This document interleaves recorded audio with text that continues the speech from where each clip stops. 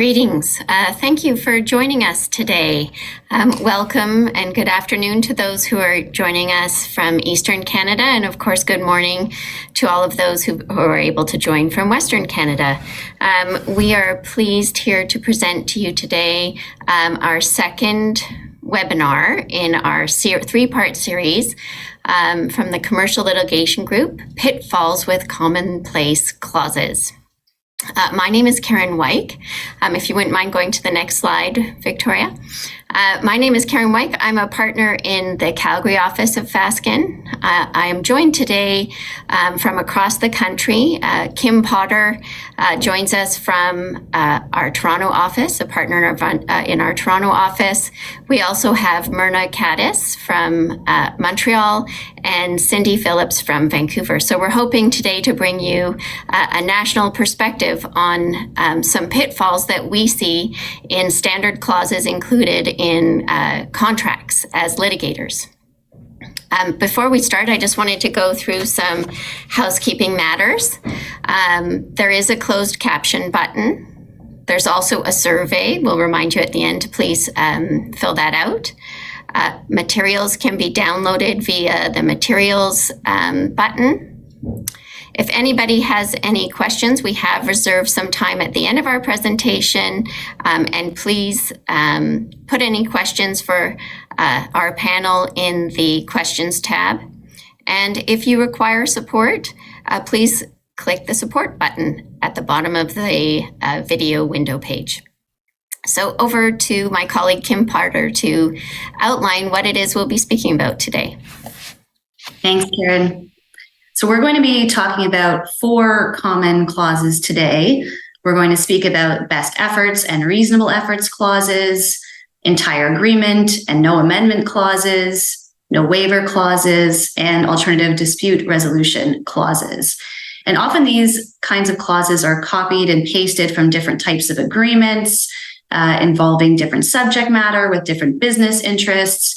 But as litigators, we see what happens when not enough attention is paid potentially to the nuances in the language in these clauses. And so the purpose of the presentation is to highlight some of the material differences and different options and the language you might use in these clauses, and have you reflect on what is best suited to you in terms of your business and what kinds of disputes are likely to arise. And with that, I'm going to turn it over to Mirna. Thanks, Kim. So I'll start by talking about best efforts and reasonable efforts clauses.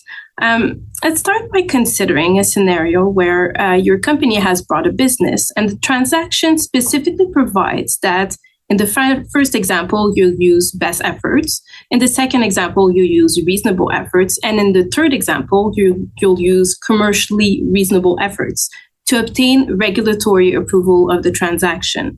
And this can be found in highly regulated sectors, such as the life sciences, for example. So let's say that the regulator tells you that it will only approve the transaction if your company divests one of its product lines. However, it doesn't make sense for your business to sell this product line.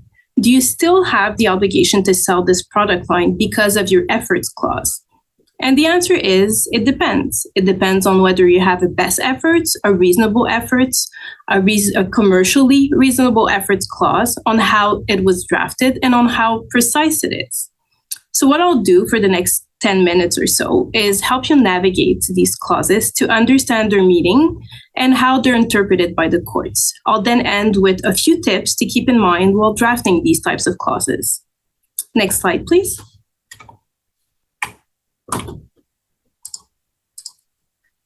So as you can see on your screen, you have some sample clauses in which the party has an obligation to provide. In the first, its best efforts, and in the second, its reasonable efforts to satisfy its obligations. Next slide, please.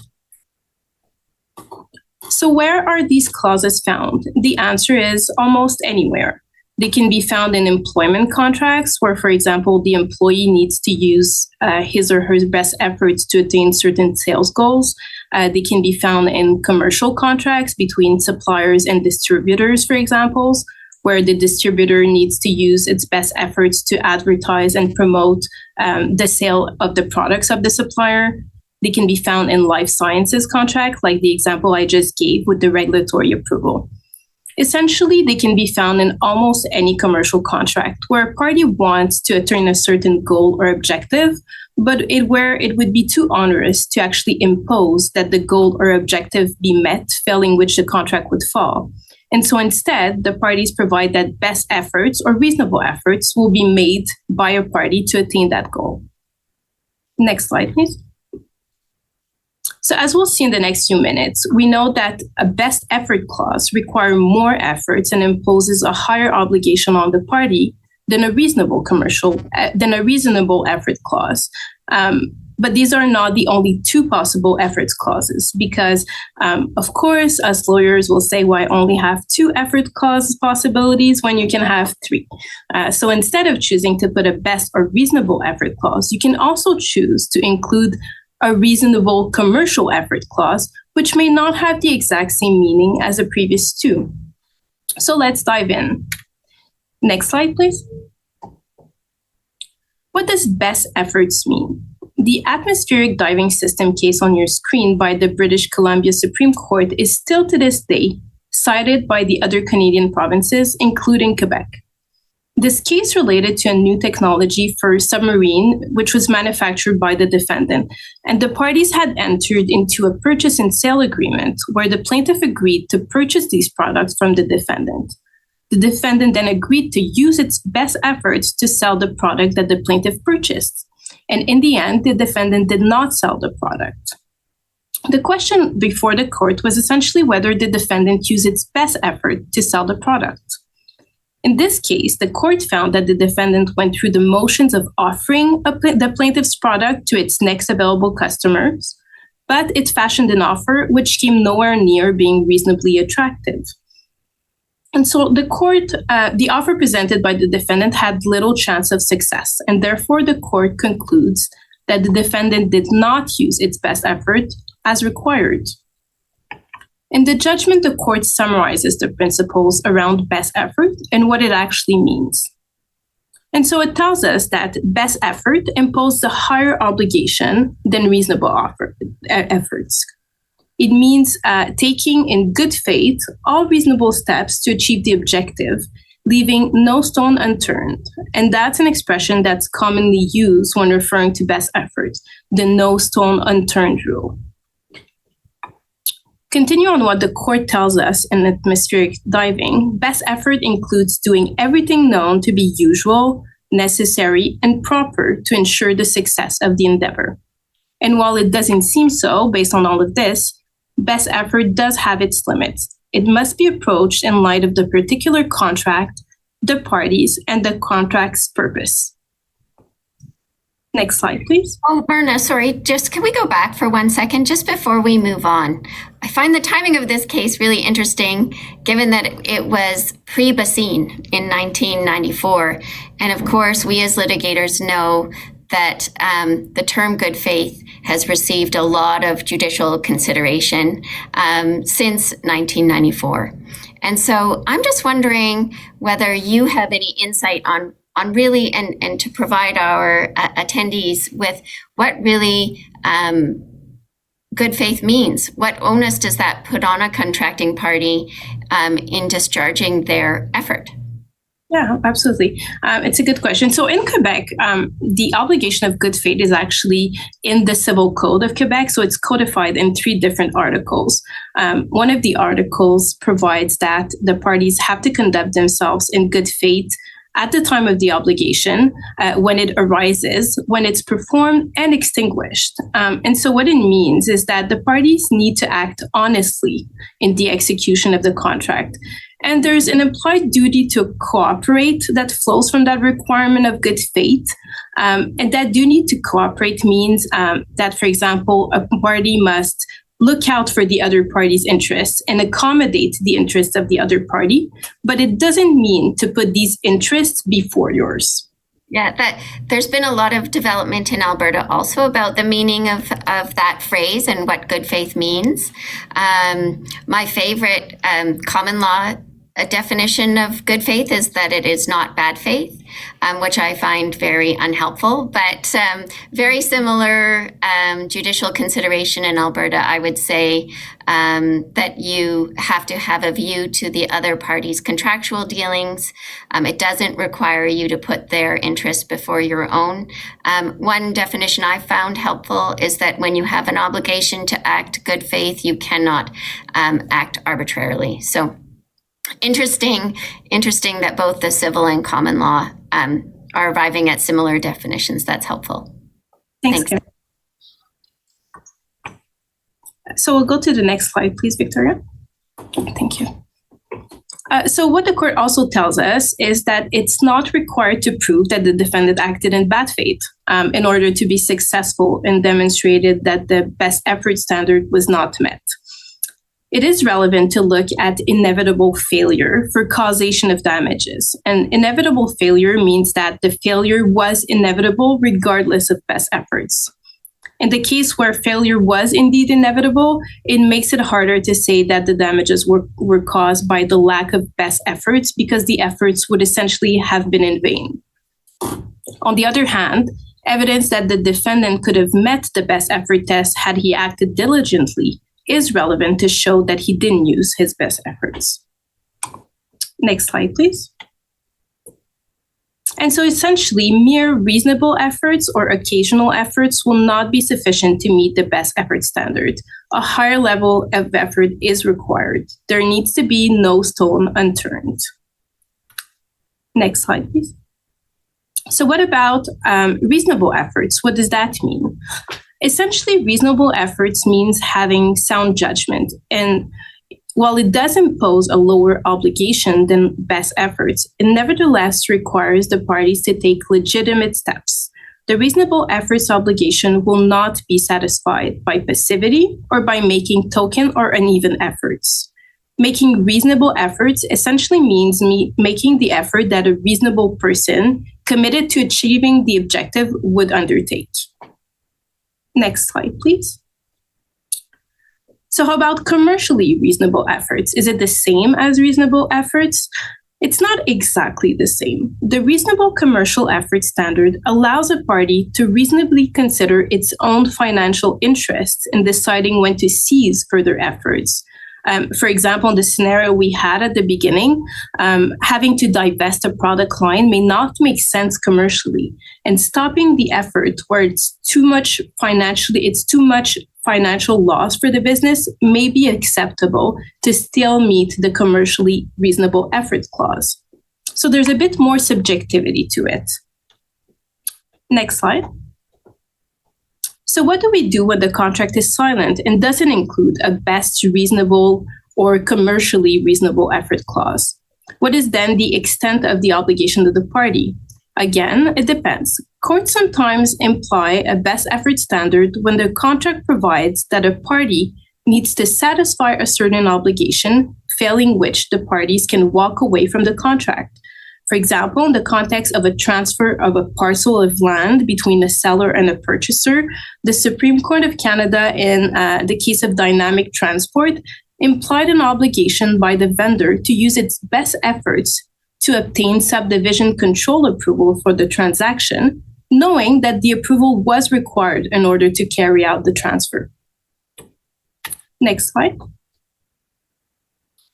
In Quebec, the intensity of contractual obligations is usually measured by whether it's an obligation of means or an obligation of results. The obligation of means implies that the debtor will act prudently and diligently and use all reasonable means to achieve the contractually agreed upon result, regardless of whether or not the result is actually achieved. The obligation of result, on the other hand, requires that the debtor provide the promised result. And so in the absence of a specific best effort or reasonable effort clause, Quebec courts will likely tend to use the obligation of result or mean as a standard as opposed to best reasonable effort standard. However, when there's a specific best effort or reasonable effort clause, Quebec has sided with the common law provinces and has recognized more explicitly in 2014 the actual distinction between best and reasonable efforts. Next slide. When analyzing a party's effort, the court will look at several factors shown on your screen. These factors will be taken into consideration, namely when the clause itself does not provide for specific objective criteria to define the effort required.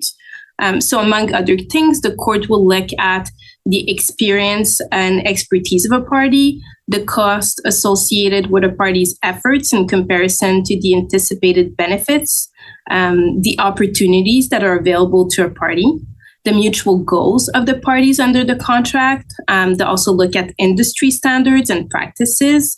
They may look at the promises made by the parties during the negotiations of the contract, and that's subject to entire agreement clauses. And my colleague, Karen, will look at that in a moment. And next slide. So what to keep in mind when drafting best reasonable or commercially reasonable effort clauses? Well, first you need to know what you're looking for. You need to ask yourself what you want, how important the obligation you want to impose an effort clause on is for your business and for the contract, because the words you'll choose will matter. Do you want to impose a higher obligation? Use best efforts. A lower obligation? Use reasonable efforts. Second, be cautious. The term best efforts without more is vague and may not be enforceable by the court as you would wish. And finally, don't be vague. So specify the efforts with precision within the contract. You can use an established industry or external standard to assess a party's performance. Outline the concrete actions that a party must undertake to meet the effort required. You can provide examples in the contract of the measures that a party can implement to fulfill their efforts obligation. You can also incorporate specific benchmarks for measuring the compliance with the effort clause. You can establish timeframes or deadline.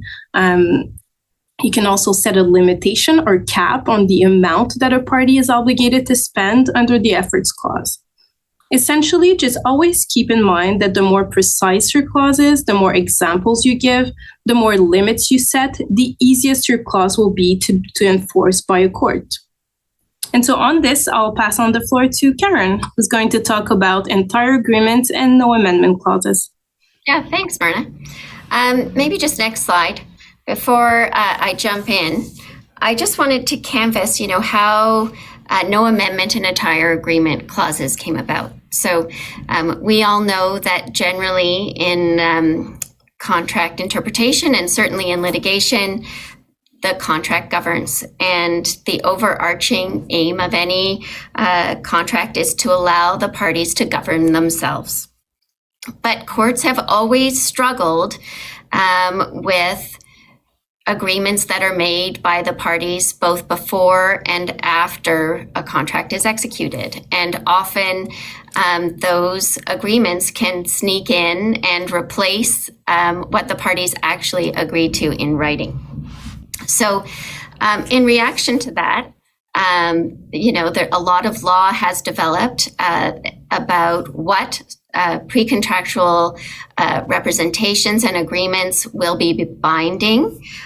Typically, any false representation made to induce a party into a contract will always be binding. That's, I think, Queen versus Cognos, very popular Supreme Court of Canada case. But innocent representations generally are not binding. After an agreement is executed and the original duty to perform as outlined in an executed agreement can also be altered by the parties.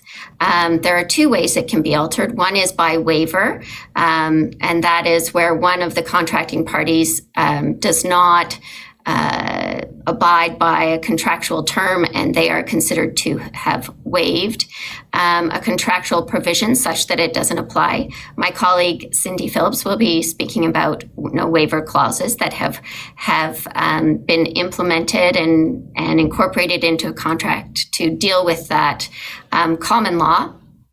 And then there's also variation. Unlike a waiver, a variation is a mutual alteration of an agreement, a written agreement by both contracting parties that are done for their mutual benefit.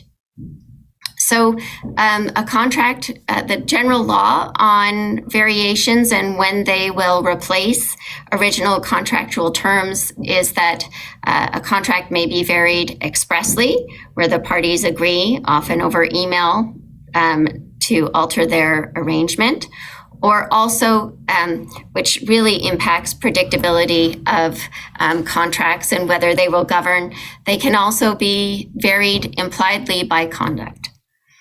And like any, I'm going to be speaking about no amendment and variation as well as entire agreement clauses. But for a variation to be enforceable generally under the law, it, like any other contract, has to meet contractual requirements. So the parties have to be ad idem on a new contractual term. The old rule is also that alteration has to be supported by fresh consideration. That rule stems from a very old English case called Stilk and Merrick, the rule in Stilk and Merrick.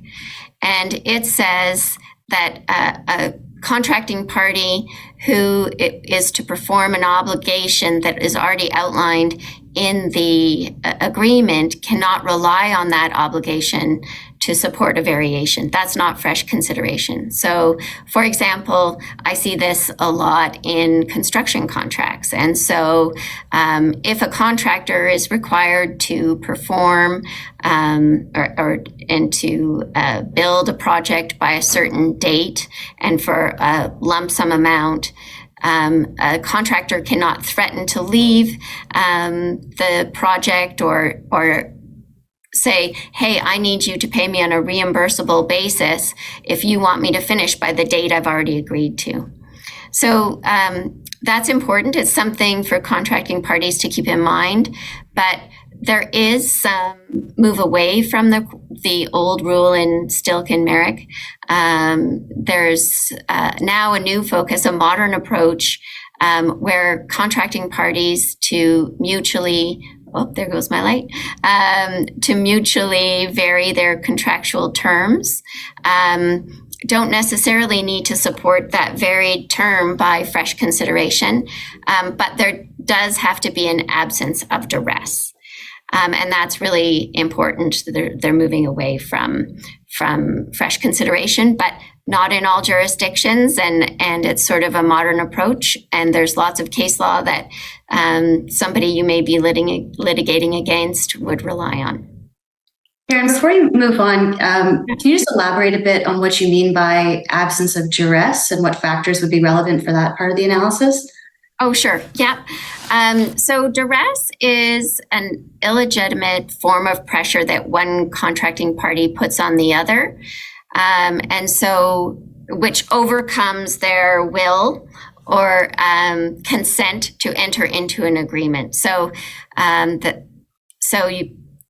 for example, and you have to protest. If you're a party that is in economic duress by a contracting party, you have to protest to being put under that duress. And if you're a party, a contractor, for example, who is trying to alter the payment terms of a contract, you have to be extremely careful not to threaten to, say, abandon a project. In that case, they say if you otherwise agreed to vary the contractual terms, the owner could argue that they were under duress, that they had no other choice. They agreed at a time where you were threatening to abandon the project. And so even though they agreed at that time to change your payment terms from lump sum to reimbursable, that agreement would not be enforceable. Okay, next slide. So what the entire agreement clauses and no waiver clauses, which Cindy will discuss, as well as no amendment clauses, have been incorporated now into contracts to deal with some of the uncertainty that the common law has introduced into contracts. And so what contracting parties have attempted to do is limit their exposure to being bound by agreements made outside the four corners of the contract. And so how do they do that? Their first attempt is through an entire agreement clause, and here's a sample clause. And it's in many commercial contracts I see. The contract constitutes the entire agreement between the parties hereto and supersedes all prior negotiations, representations, or agreements related to the contract, either written or oral. Now, it's important here to recognize that in many of the cases I've litigated, the entire agreement clause is in fact limited to prior negotiations, so pre-contractual representations, that kind of thing.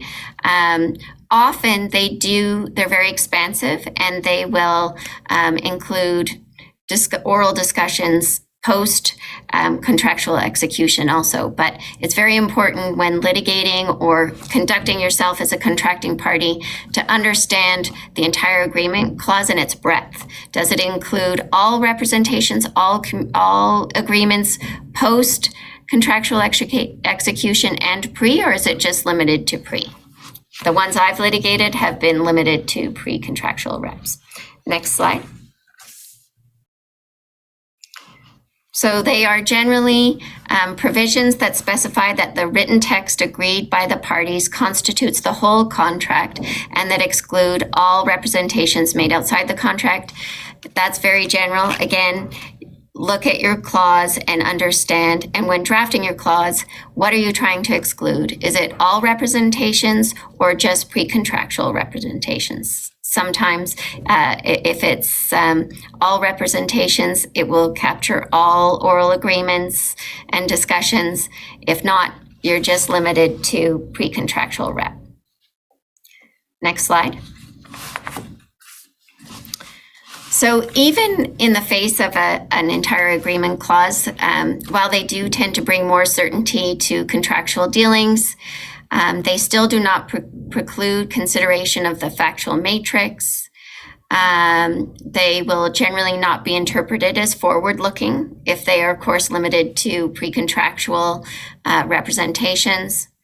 They will not prevail over oral agreements where the written document was not intended to encompass the parties' complete relationship.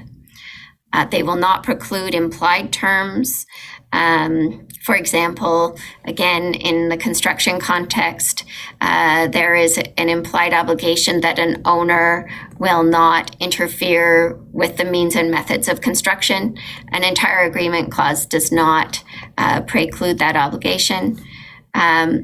It will not exclude false representations which induce entry into the contract. I think that they were developed in an attempt to do that, but of course, there's no way to contract out of fraud particularly. So be careful in making false representations that during the negotiation phase of a contract that you could be held to, especially if it was to induce the opposing party to enter into the contract in the first place.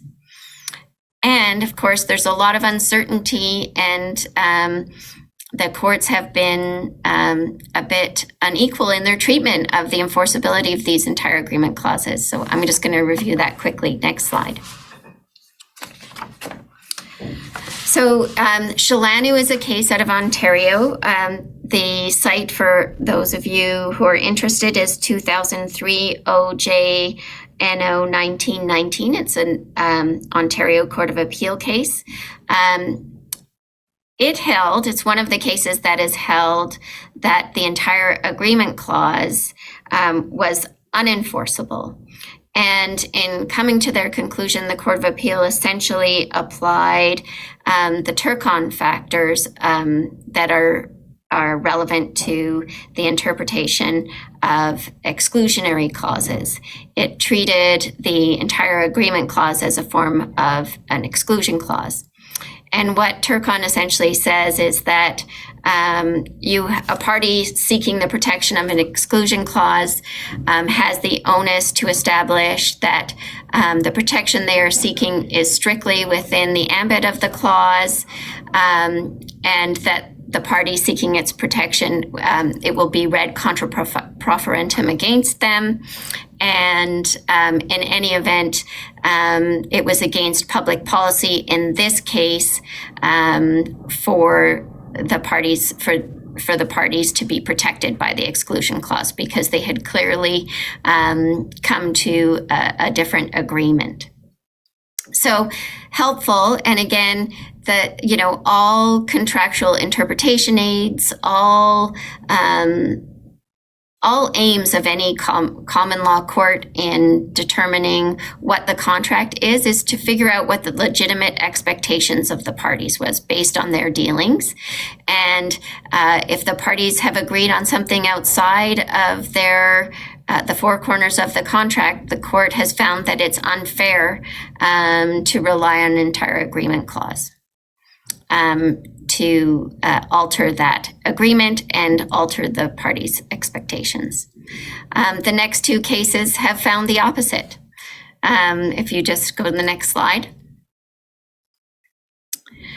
So in versus Hillview Homes, the court found that the clause was in fact enforceable, and the presence of an entire agreement clause in a construction contract was determinative in excluding any evidence of negotiations. And the court then also reiterated the general parole evidence rule, which is, of course, that the parties' subjective intentions is generally irrelevant and under the parole evidence rule, inadmissible generally. And the next slide. Also upheld the entire agreement clause and commented that the point of the whole agreement clause is that the obligations of the parties will be determined in accordance with the written terms of the contract. And again, focused on bringing certainty to contractual relationships and not allowing discussions outside the agreement to creep in to form part of the agreement. So what are the key takeaways on entire agreement clauses? Regardless of their enforceability, they will only protect some representations. You'll want to turn your mind to whether your entire agreement clause should focus to just pre-contractual representations, that in any event, they only guard against negligent but not fraudulent representations, and regardless, they do not apply to representations, false representations made to induce your contracting party to enter into the contract in the first place. And in conducting yourself contractually and you're very confident about your entire agreement clause and can say anything to the contracting party, beware, that is not always the case because they may not be enforced where it would result in unfairness. So essentially for public policy reasons. Next slide. So as I mentioned earlier, often entire agreement clause will have a no amendment clause included in it, but I see them most often as separate clauses in a contract. And no amendment clauses are concerned with variation of an agreement post-execution. And they generally say something to the effect of this: no amendment to this agreement shall be effective unless it is made in writing and signed by the parties hereto. That's important because emails aren't signed. And so generally it requires a formal amendment to an agreement in the terms of an amendment and the styling of an amendment to an agreement. And so, litigators, we try everything on. We try to focus on email correspondence going back and forth. See here, the parties are at Edom. There's no duress. But if a no amendment clause is upheld, you're still not meeting the formal requirements of your contract to have an amendment, not just in writing and email, but also signed. Next slide. So what is a no amendment clause? It essentially is a condition in the agreement that you cannot vary the the written terms of the agreement. And again, just generally if those amendments are not both in writing and signed by the parties. Next slide. Like all exclusionary clauses and no amendment clauses, the judicial consideration of them is mixed, so beware. Sometimes they're upheld, as we see in many cases, and sometimes for fairness reasons they're not. Again, the aim is, of courts generally, is what is the legitimate expectation of the parties based on their dealings, and is it unfair to uphold the entire agreement clause in the face of those expectations? Next paragraph, or sorry, next slide. Key takeaways, varied terms and contractual dealings. If there is a no amendment clause in your contract, comply. Do not rely on oral or other communications, email communications, to later argue that there has been amendment to the contract. If you are in a position where there are varied terms or the parties are discussing varying their agreement, you should at least consider fresh consideration. What is the fresh consideration here to support the agreement? As I say, there is a move away from fresh consideration and more focus on duress, but you may be held to the rule in Stilk and Merrick. Do not make threats about to obtain a variation of the contract. Parties should be candid and open when discussing variation of potential terms, but never should you threaten to abandon the agreement, because if you do any variation, the other side can simply agree to the varied term and then argue later that it was brought about by your illegitimate pressure.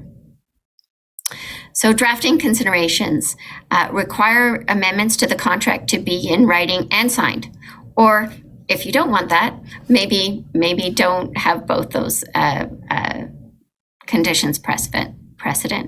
If you're wanting to ensure the enforceability, you can always try and include this provision as a condition to the contract, included in the conditions part of the contract. So those are the key takeaways before I turn it over to, I think, is it Cindy who's next? No, yeah, she's going to talk about no waiver clauses. Thank you. Thanks, Karen. So I'm going to speak briefly about no waiver clauses, which are similar to no amendment clauses in their treatment. And like my colleagues, I'll be showing you a couple sample provisions and then discussing the current treatment of these clauses, particularly in Ontario and BC, and then just comparing that briefly to some contrary treatment and ending with some key takeaways. Next slide, please. So here are a couple iterations of a no waiver clause that commonly appear in contracts. The first is the most simple version of the clause. And the second is a bit closer to what often appears in lengthy or more complex contracts. And the latter clause has two components. And so the first component is that waiver of any contractual breach will not mean that subsequent breaches are also waived. And the second component, which mirrors the first clause there, is that any waiver has to be in writing. And often there's a requirement that it has to be in writing and signed by the parties. Next slide, please. So the basics of a no waiver clause, as I say, it provides that no waiver of any contractual term or the breach of any contractual term is valid or binding unless in writing and or signed by the parties. And it's considered a type of no amendment clause often because it does provide that changes to the contract. So, for example, by a party waiving one of its contractual rights are not effective unless in writing. And so that parallels some of the things that Karen was just talking about. It's often treated as a type of exclusion clause. So it's not a traditional exclusion clause because it doesn't exclude liability for damages in breach of contract or tort, for example, but it does limit the parties' duties to each other to what has been reduced in writing. So Cindy, on that point, can you just elaborate a bit on how exclusion clauses are treated often? Yeah, sure. Thanks, Mirna. So this goes back to what Karen was talking about with the Turk-on factors. And so that is the governing analysis for exclusion clauses, Supreme Court of Canada's decision in Turk-on contractors and BC. And so the question is, does the clause apply to the situation at issue? And the second part of the test is if the clause does apply, is it unconscionable, is it unfair, or is it contrary to public policy? And so with no waiver clauses, the courts apply a similar analysis and consider, well, does the clause apply to the situation? And if it does, is it unconscionable or for some other reason of fairness or policy should not be enforced? So next slide, please. So in terms of where this clause appears, it appears in many, many contracts. It's one of the standard clauses that often appears in commercial contracts and other contracts.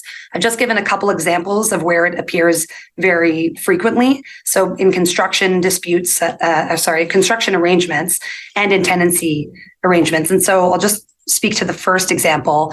So, for example, where there's a contractual provision that requires an owner to give prior written authorization before they will pay the contractor for any extra work, but then in fact, throughout the duration of the project, the owner orders extra work informally and doesn't actually give written authorization or require it. And normally a court may say, well, you've waived your right to insist on writing and prior written authorization before you'll agree to pay for extra work. And the purpose of the no waiver clause, in theory, if it operates, is to prevent the contractor from arguing that the owner has waived its right to deny payment for extra work not requested in writing. So that's just one example of where that might arise. Next slide, please. So apart from the wording of the clause itself, whether or not there's actually been waiver in a given case will always depend on whether the conduct satisfies the test set out in Saskatchewan Rivers, Supreme Court of Canada decision, which is still the governing authority on this point. And so the two elements of the test are set out in the second bullet there. Waiver will only be found where the evidence demonstrates that the party waiving had full knowledge of its rights and an unequivocal and conscious intention to abandon them. Next slide, please. So as Karen spoke to already, the leading case on no amendments unless in writing, those clauses is Shalanu. And I won't repeat what she said other than to highlight that Shalanu is also applicable to no waiver clauses, which as I say are treated often as a sort of type of no amendment clause. And for the purposes of a no waiver clause, Shalanu is important because it establishes, as it says there, that subsequent conduct can waive contractual rights, even if there's a clause that states no waiver is effective unless in writing and signed. Next slide, please. And so just to illustrate that, I'll just speak briefly about two cases, one from Ontario and one from Alberta. So this is the Ontario decision of Jack Gans Consulting. And in this case, a consultant was providing consulting services to the defendant pursuant to an agreement that had a 3-year term, and then it had an automatic renewal provision. And so the issue was whether at the end of the initial term, the first 3 years, did the consultant waive the renewal clause, which brought the contract to an end, or was the contract automatically renewed such that when it was terminated years later, that termination was wrongful? And so the clause in the contract is there on the screen. It's no waiver of any breach of any term or provision of this agreement shall be effective or binding unless in writing and signed by the parties, which is the sample clause we looked at the beginning. And then the second part, nor shall any such waiver be deemed a waiver of similar or dissimilar provisions or conditions at the same or at any prior to subsequent time. So again, that sort of mirrors the second of the first two provisions we looked at the outset. Next slide, please. So in this case, the alleged waiver was by way of an email sent by the consultant. The parties had been discussing entering into a new contract. And in that context, the consultant sent this email, which said, I look forward to working with you. I know the future is exciting. Let this email serve to remove the auto renewal from my contract. So in the lower court, they found that the consultant's email had unequivocally removed the renewal clause. That was requested by the defendant, and they accepted that change. The email was in writing, and both parties clearly intended to be bound because afterwards they negotiated a new contract. They acted as if the prior contract had been terminated. And they found this even though the waiver didn't comply with the strict wording of the no waiver clause, because as we saw, that clause required waiver to be not only in writing, but to be signed by the parties.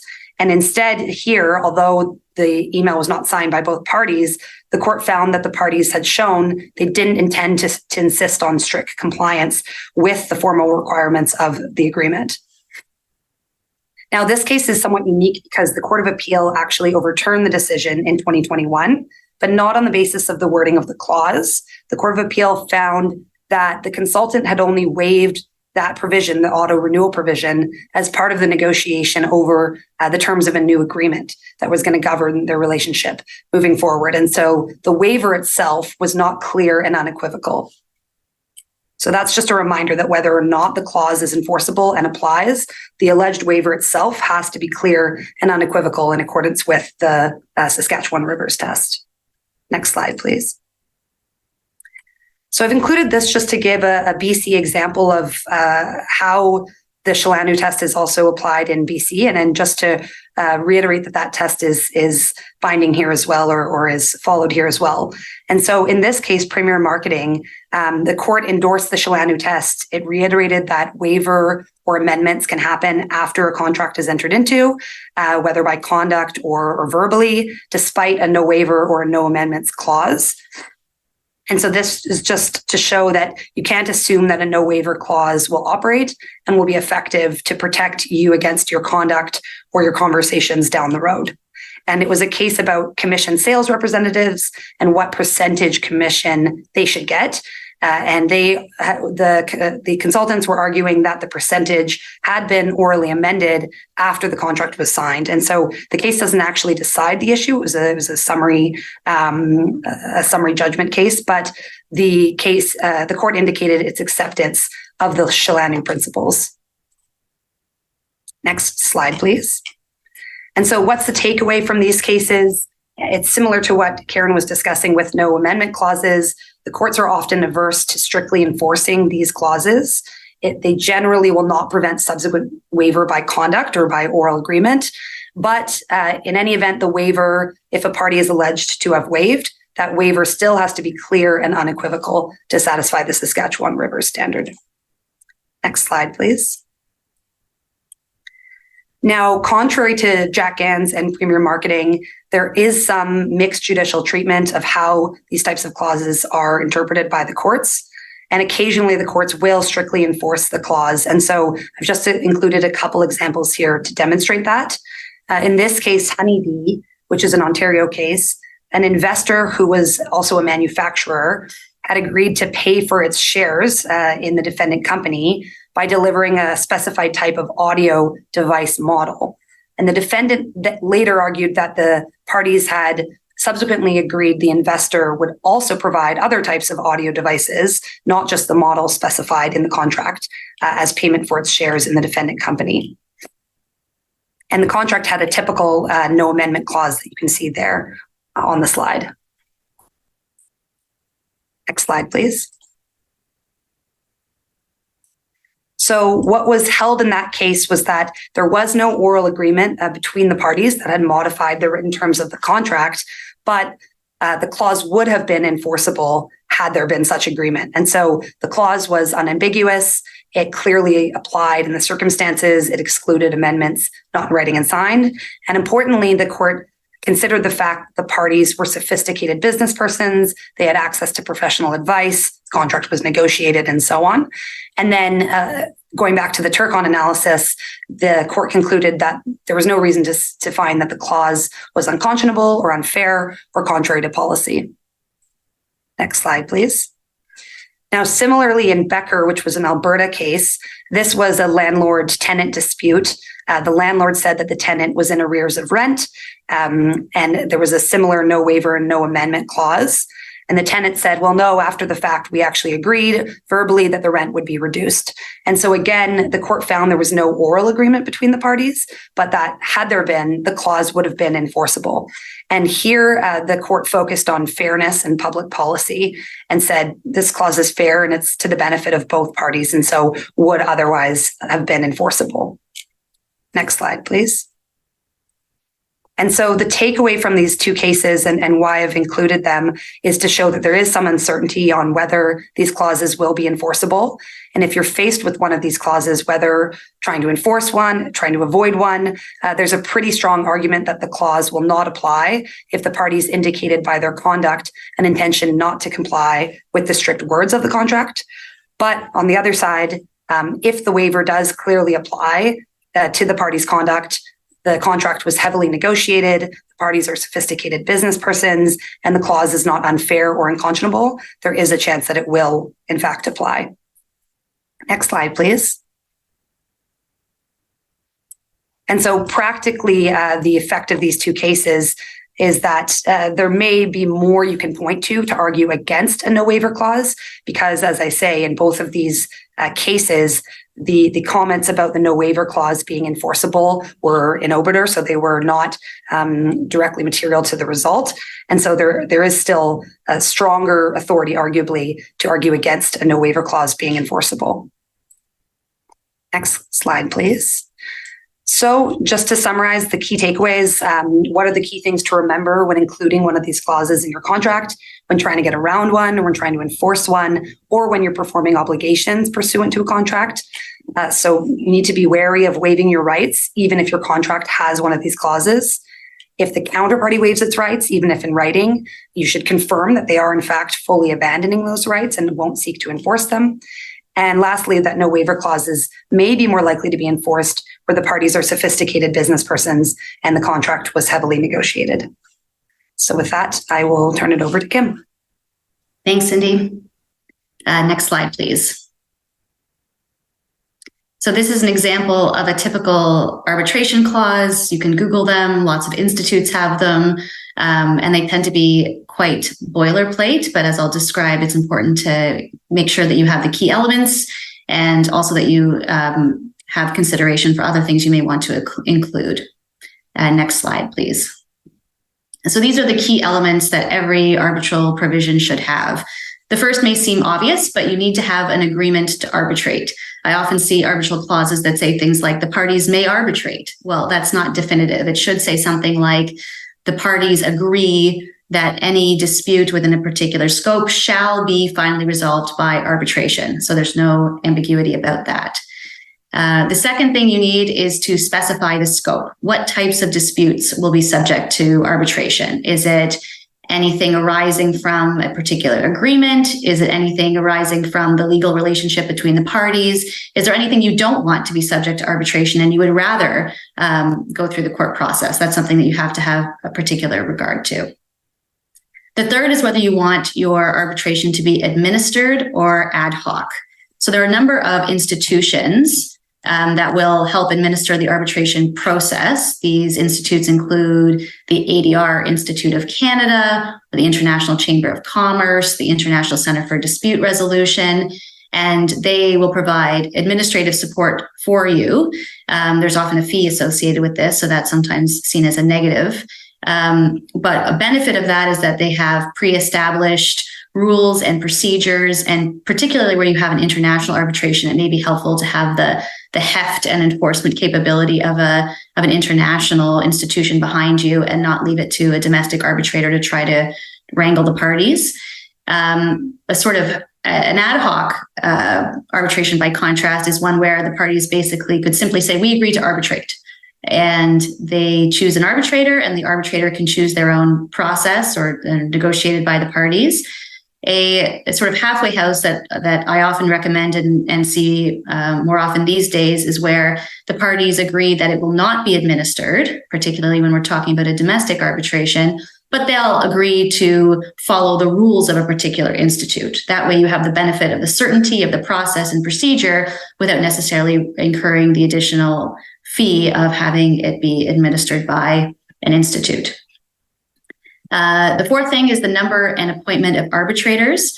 You should know what the default legislation provides in the seat of the arbitration, which I'll get to in a moment.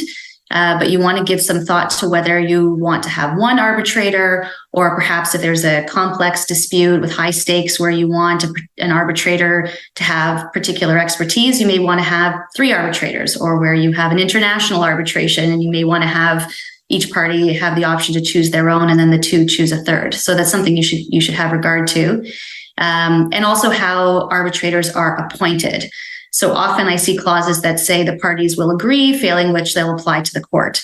And the problem is the court process is, at least in Ontario and many other jurisdictions, a very lengthy process. It will be a long time before you have your arbitral tribunal appointed. So certain rules and certain institutes have processes by which the institute can help you choose or will appoint an arbitrator if the parties can't agree. So you should have regard to that.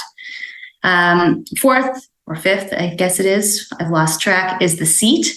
That means the law that's governing the arbitral process. So that's very important because those are going to be the default rules that apply to the arbitration if you say nothing else. And the seat can be different than where the parties are located and different than the law of the contract. So you want to make sure that you either like the laws that apply in the seat or that you're having regard to them and contracting out of them. And finally is language, which is self-explanatory. Next page, please. So I want to highlight three areas that have been the subject of some judicial commentary as of late.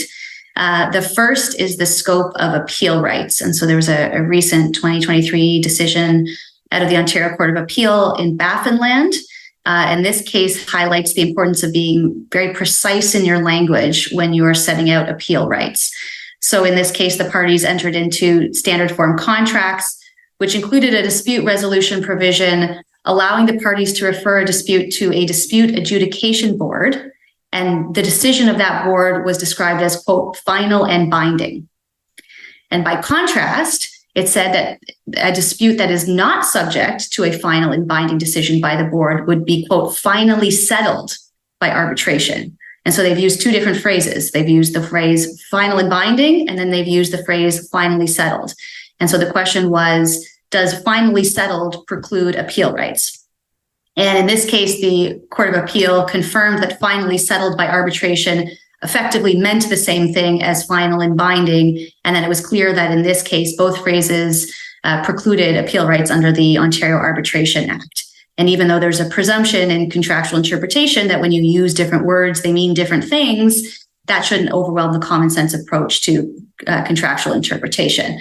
But this is a bit of a warning. They still had to go through this whole court process to have that adjudicated. So you want to make sure that you're being precise in your language and you're not using different words when you mean the same thing. The next area of some judicial debate is the standard of review. And so the question in these cases is whether arbitration awards are entitled to deference on questions of law. So in 2014, the Supreme Court of Canada in SATVA held that any issue of law should be reviewed on a reasonableness standard for both administrative tribunals and in the arbitral context. The thinking being either the arbitral tribunal has expertise or you've chosen a particular adjudicator, and so that adjudicator is owed some deference. The 2019 decision from the Supreme Court in Vavilov cast doubt on that in the context of an arbitral award. That case held that where a legislature provides for a statutory right of appeal, the legislative intention was that the challenge to the decision maker should follow the appellate standard of review, which means that that questions of law should be approached on a non-deferential correctness standard, while factual questions of fact and mixed fact and law would be on a more deferential overriding and palpable error standard. And so since rights of appeal for arbitrations are provided by statute, this leaves open the question of whether we should be deferring to an arbitral tribunal as per SATVA on a reasonableness standard when we're assessing questions of law, or whether Vavilov has changed the law in that regard. There are three 2022 Ontario Superior Court decisions which reach different conclusions, and there are different conclusions in different jurisdictions in Canada. So this is not settled. You could try and specify which standard of review you think should apply or you want to apply, I should say, in your arbitration clause, although there's Court of Appeal jurisprudence that says the court may not defer to that. So that's a to be determined how that will be resolved. And finally, we have stepped arbitration clauses. So these are clauses that you'll often see as part of an arbitration clause that provides escalating methods of resolving conflict in the hopes of increasing the chance of a cost-effective and efficient resolution prior to arbitration. So usually the first step involves a requirement that senior officials of each party negotiate. Sometimes it involves a requirement that the parties mediate prior to the commencement of arbitration. And the issue that arises in the case law is whether those preliminary steps are conditions precedent to commencing the arbitration. And if they are, and a party doesn't abide by them and commences an arbitration, whether the arbitrator then lacks jurisdiction. And this can be significant because if you don't go through the proper steps and the arbitral tribunal lacks jurisdiction, you could run into limitations issues. So this is something that we see litigated quite a bit. There's a recent case, again, from the Ontario Superior Court called PCL Constructors and Johnson Controls. There was a stepped dispute resolution clause, and the arbitrator found that notwithstanding that PCL hadn't strictly abided by the requirements of that clause, that the arbitrator nevertheless had jurisdiction. And that was then challenged in court. And in that case, the court agreed. The court said that because the dispute resolution in that case didn't say that they were mandatory prerequisites, the arbitrator had jurisdiction, and the court described it as a roadmap for dispute resolution as opposed to a requirement for arbitration. Next slide, please. So these are some key takeaways and things you want to think about when you're drafting your arbitration clause. The first, as we just discussed, is whether you want a stepped arbitration clause, and if so, whether those pre-arbitration dispute resolution requirements are conditions precedent. Here, my advice is to keep it simple. You can really run into trouble if you overly complicate these steps. I would have strict time limits and provide that if you want senior officials to be negotiating, they have to do so within a certain period of time. Otherwise, either party may submit the dispute to resolution or something to that effect. Then there's a question about interim measures. So both courts and arbitral tribunals have the jurisdiction to grant interim measures. The issue arises when you want urgent relief, you want an injunction, and you don't have an arbitral tribunal appointed. And so in those cases, there are lots of different institutional rules that allow you to seek urgent relief prior to the arbitral tribunal being constituted, but you should make sure that that is so if you are going to sign on to a particular set of rules. And you may want to provide that any interim measures will be resolved by the arbitral tribunal and not the court if you're concerned about that delaying the process or potentially making matters public when part of the reason why you want an arbitration is to make it confidential. Which brings me to the next point. One of the benefits, of course, of arbitration is that the parties can provide that it will be confidential. But a lot of the default legislation in various jurisdictions in Canada do not provide that in the normal course. So if you want confidentiality, if you want the arbitration to be confidential and the documents exchanged to be confidential, either you need to agree to rules that make that explicit, or you need to say so in your arbitration agreement. And the rules vary here about what is going to be confidential. So if you're choosing a set of rules like the ADR Institute of Canada rules, check the confidentiality agreement provisions and decide whether you're happy with them or whether you want to modify them in any way. Going very quickly, costs. The approach to costs varies by jurisdiction.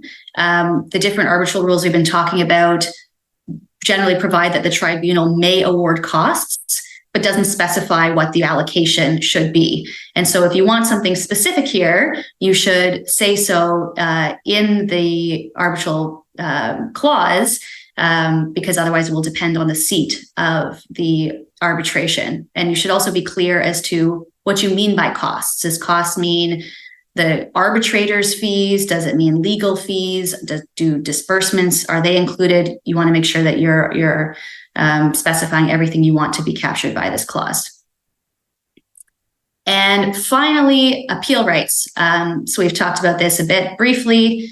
The appeal rights also vary in different jurisdictions, and they differ depending on whether you have domestic or international arbitration. In Ontario, The Ontario Arbitration Act provides that unless the parties agree otherwise, you can appeal to a court on a question of law with leave. But you may, depending on the nature of the dispute, want more expansive appeal rights. You may want to have a court review factual findings, or you may want to narrowly circumscribe the right of appeal even further. And so this again goes back to considering what types of disputes are likely to arise, how important is finality to you, how high stakes is the matter likely to be, and what follows from that being what kinds of appeal rights you want to include. And just to point out one distinction in Alberta, under the Domestic Arbitration Act of Alberta, so the legislation governing domestic arbitration, that is parties both situated in Alberta, you cannot contract out of the right to appeal on a pure question of law. So again, going back to Kim's point on picking an arbitral seat, you're going to want to know the legislation that applies to arbitration and procedure in any given jurisdiction, because even within Canada, there may be some subtle differences on, for example, appeal rights.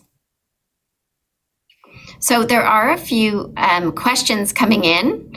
And happy to field some of them in the time that we have. So one question was, how do amendment clauses affect change orders? Are signed change orders treated like signed amendments? Any distinction between the two in case law? So firstly, I would say that I have always seen in construction contracts, in particular EPC contracts, that change orders always require that the parties agree to a change in scope of work of the contractor, particularly in writing and signed. Usually there's a whole process for change requests and change notices, and then there will be a signed change order by both parties. So they do tend to have the same requirements as a no amendment clause. They are not treated differently. In fact, I think what contracting parties have done is try to elevate, any other changes to a contract to essentially a change order requirement. So, for example, if I want to not change the scope, but I want to change the payment terms of the contract, you essentially have to abide with the formal requirements of a change order. Now, it would be very interesting, I think, in a contract if change orders could be done informally. Haven't seen it. And then also there was a no amendment clause unless they were in writing. I think there could be arguments either way, because principles of contractual interpretation would say whatever the change order provisions are, the specific abides, and it takes precedent over a general clause like a no amendment clause. So there would be lots of interesting arguments there. But to answer your question, I haven't seen a big distinction in the case law, mostly because they both have the same requirements. I see there's another question about, I'll read it out. The question is, what about including that the parties agree to keep all elements of the arbitration/ADR confidential, and that there shall be reasonable document discovery? So the short answer is there's nothing preventing you from doing that.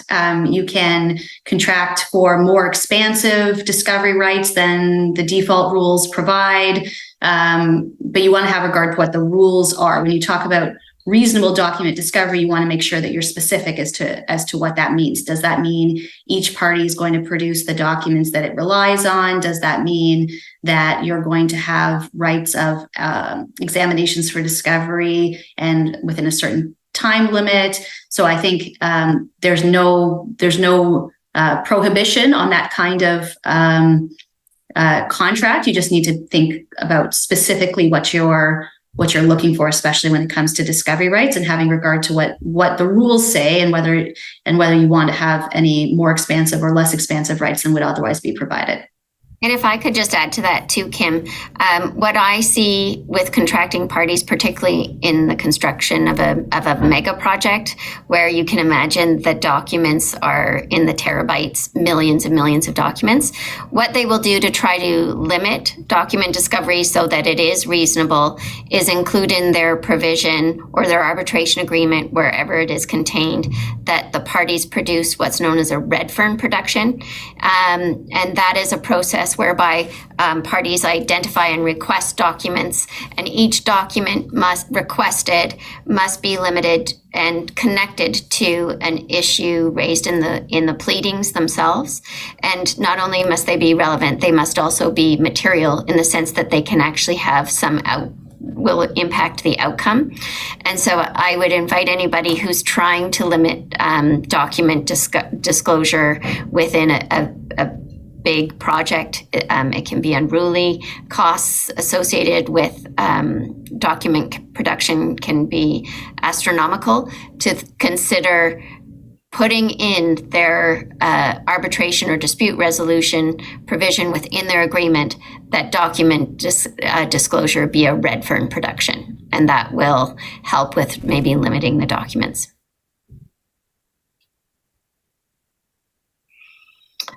So I think that's it for now. We're at our time. We wanted to thank you all for joining us today and for participating and asking great questions. We hope you found some of this helpful.